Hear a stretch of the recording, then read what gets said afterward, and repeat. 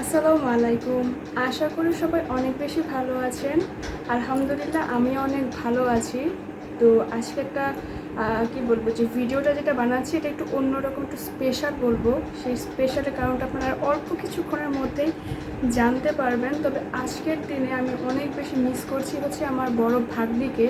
গত বছর ওরা এই সময়টাতে আমাদের বাসায় ছিল, মানে ওরা তো বিদেশ থাকে। তো ওরা যখন গতবার বাংলাদেশে ছিল তখন ওদের আজকে থেকে জাস্ট 2 দিন পর ওদের চলে যাওয়ার ডেট ছিল। এখন পর্যন্ত আজকে বলছি, কারণ আরেকটু সময় পর মানে আজকের দিনটা শেষ হয়ে যাবে। তো সেই জন্য ওই সময়টা ও এখানে ছিল, তো ওকে এই সময়টা অনেক বেশি মিস করছি। এটা আসলে বলার বাইরে।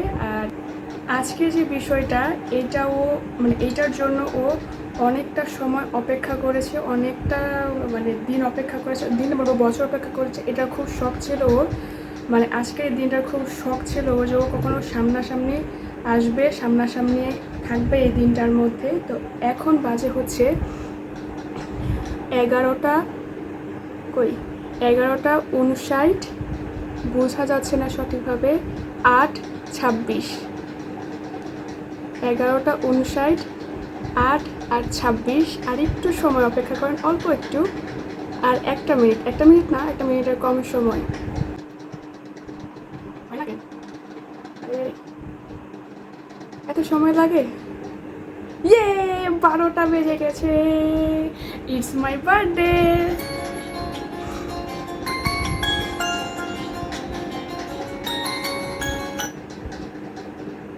আসসালামু আলাইকুম। সালাম, এই ম্যাডাম, শুভ জন্মদিন। বুড়া বয়সে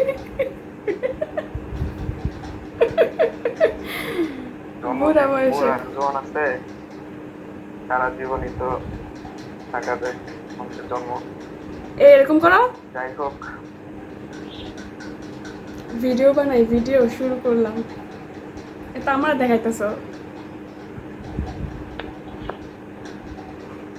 তুমি আমার ফার্স্ট উইশ করলা। বুড়া বয়সে শরম লাগে না কও? বুড়া জন্মদিন কি আর বুড়া বয়স আছে? মানুষ যতদিন বেঁচে আছে ততদিন জন্মদিন আসবে, প্রতি বছর একবার একবার। যেমন মানুষের একটা আচ্ছা, থাক থাক থাক থাক থাক, যেন এই বলে বড় মানুষের জন্মদিন খুব শোনারই না। আচ্ছা থাক, রাখো, একটু পরে ফোন দিই। আল্লাহ হাফেজ, tata. Thank you, thank you. এই হলো অবস্থা, মানে বর্তমান অবস্থা। 12টা 1 বাজে, মানে গত বছর এই টাইমে আমার ভাগ্নিরা, আমার যে বড় ভাগ্নি আদন, ওরা এখানে ছিল আমার এই জন্মদিনের জন্য। ও যখন থেকে একটু বুঝতে শিখেছে তখন থেকে তো ওরা ওইখানে থাকে, আমেরিকায় থাকে। তো তখন থেকে ওর খুব শখ যে ও আমার কোনো একটা জন্মদিনে সরাসরি আমাকে উইশ করবে। তো এটা ওর পূরণ হয়েছে। আজকে আমি এই মুহূর্তে ওকে যে কী পরিমাণ মিস করছি এটা আসলে বলার বাইরে। তবে যাই হোক, এখন থেকে ভিডিওটা শুরু করলাম। কালকে সারাদিন টুকটাক কিছু কাজকর্ম আছে। আমার বড় আপুর বাসায় যাব আমার ভাগিনাকে আনার জন্য। ও পাগল হয়ে গিয়েছে রীতিমতো, বাড়ি মানে নানুর বাড়িতে আসবে বলে। তো আপাতত টাটা, আল্লাহ হাফেজ। এর মধ্যে যদি কিছু করি অবশ্যই দেখাবো, যেহেতু দিনটা শুরু হয়ে গিয়েছে। আর আমি আজকের দিনে যা যা করবো সেটাই আপনাদেরকে শেয়ার করব, আপনাদের সাথে শেয়ার করব, আপনাদেরকে দেখাবো। তো আপাতত আল্লাহ হাফেজ। ভিডিওটা অফ করতে আরও ফোন চলে এসেছে, মানে কিছুক্ষণের মধ্যে আরও ফোন এসেছিল, আরও বলতে 2টা ফোন এসেছিল আর মেসেজ এসেছিল। তাই এগুলো সেরে তাড়াতাড়ি শুয়ে পড়েছিলাম, কারণ সকালে আবার কলেজে যেতে হবে। তো সকাল সকাল ঘুম থেকে উঠে রেডি হয়ে চললাম কলেজের উদ্দেশ্যে।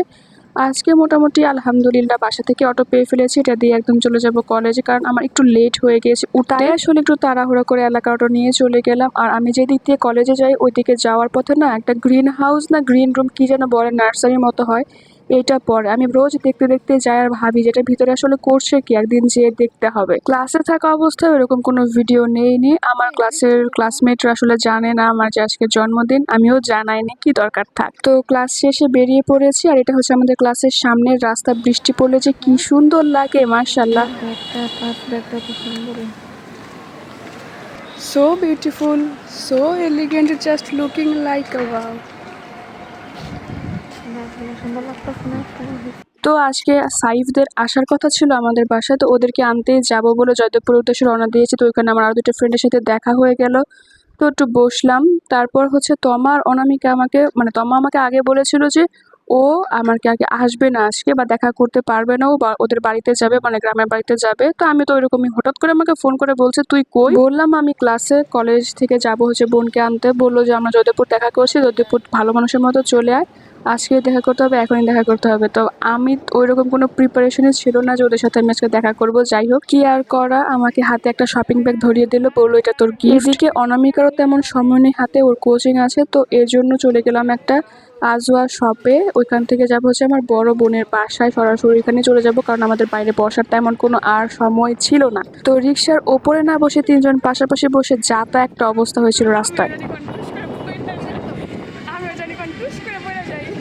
আরে কি খুশির কথা বললাম তাই না, আমি আসলেই পাগল।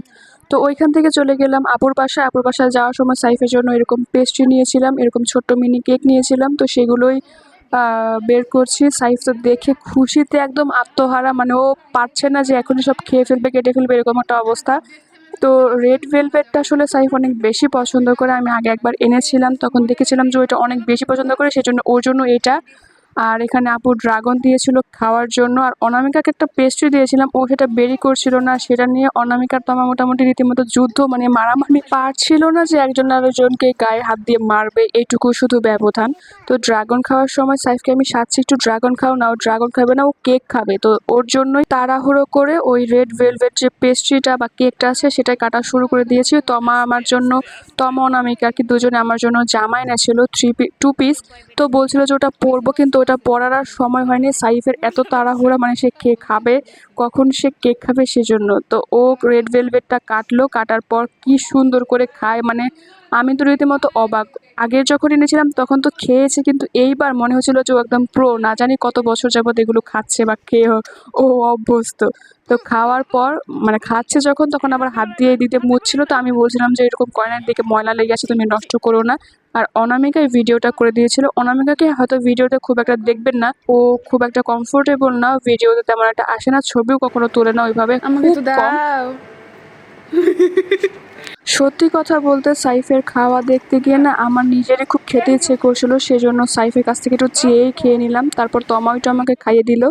আর তারপর তমা খাবে যখন, আমি বললাম যে কিরে তুই খাস কেন, আমি খাওয়াই দেই। তো আমরা তিনজন যদি একসাথে থাকি না, কি যে করি না করি আমরা নিজেরাও আসলে জানি না। আর এইদিকে সাইফ তো একদম খেয়ে হাত মুখ লাল করে অবস্থা খারাপ। বলছিলাম যে বেশি খেও না, ক্রিম বেশি খেলে আবার পেটে অসুখ হবে, কে শুনে কার কথা বলেন। তারপর আমি একটু চট করে রেডি হয়ে গেলাম। রেডি বলতে কি, বোরখাটা খুলে শুধু পরে জামাটা পরলাম, আর এই ব্যান্ডটাও আমাকে ওরাই দিয়েছিল। এটা মনে হয় হেয়ার ব্যান্ড, কিন্তু আসলে চুলে যদি পরি আমার চুল সব ছিঁড়ে একদম অবস্থা খারাপ হয়ে যাবে, এমনিতে আমার মাথার চুল নাই বললেই চলে। তো আমাকে যে জামাটা দিয়েছে এটা হচ্ছে একদম গাঢ় মেরুন রঙের। পানি একদম দিছস, জামাটা দিলিও না। কোনো বাদ নেই, তুই আমার উচিত খাই আমার দিলিও না, তোর তো পেট খারাপ হইব। অনেক মিষ্টি টেস্টি না উচিত কাম, আমার এইটা সেইটা উচিত কাম। বাকি দেখা, কারণ আমি কেক খাই নি, আগে দেখে নিই। দেখছস অনামিকা, গুলি মনে রাখবি। অবশ্যই অনামিকা দেয়নি আজকে কেক খাইতে। By the way, by the way, আমার জামাটা কিন্তু অনেক পছন্দ হয়েছে, থ্যাংক ইউ।